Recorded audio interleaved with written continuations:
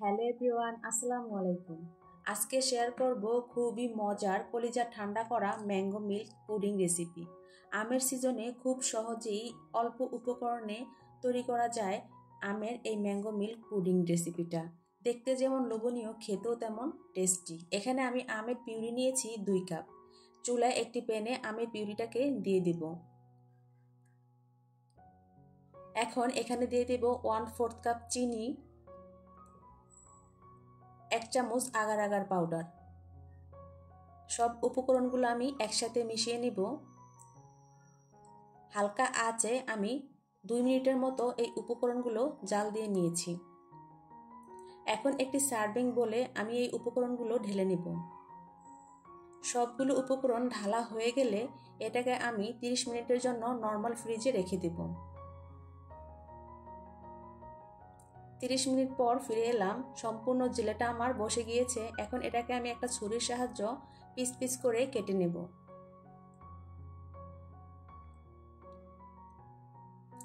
দেখো জেলেগুলো কত সুন্দরভাবে বসে গিয়েছে। এখন চুলায় একটা প্যানে দিয়ে দেব 2 কাপ পানি, 1/4 কাপ চিনি, 1 কাপ গুঁড়ো দুধ।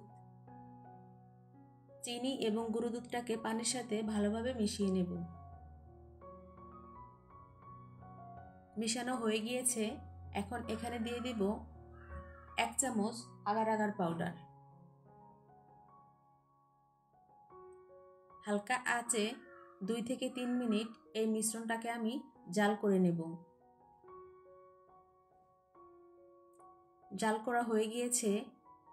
আগে থেকে আমি একটা কেকের মোলে আমের জেলিগুলা নিয়ে নিয়েছিলাম।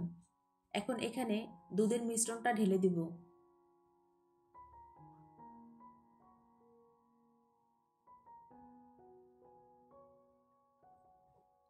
এখন একটা ছুরির সাহায্য নিচ থেকে জেলিগুলো নাড়িয়ে দেব। ঢাকনা দিয়ে এটাকে নর্মাল ফ্রিজে 30 মিনিটের জন্য রেস্টে রেখে দেব। 30 মিনিট পর ফিরে এলাম।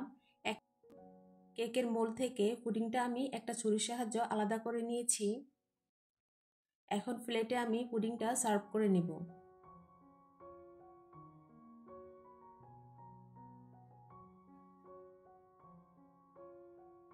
মাশাআল্লাহ, দেখো কত সুন্দর হয়েছে পুডিংটা।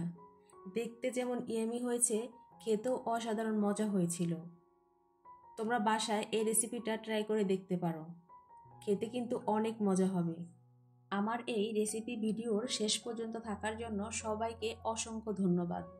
আজ এ পর্যন্তই। আসসালামু আলাইকুম, আল্লাহ হাফেজ।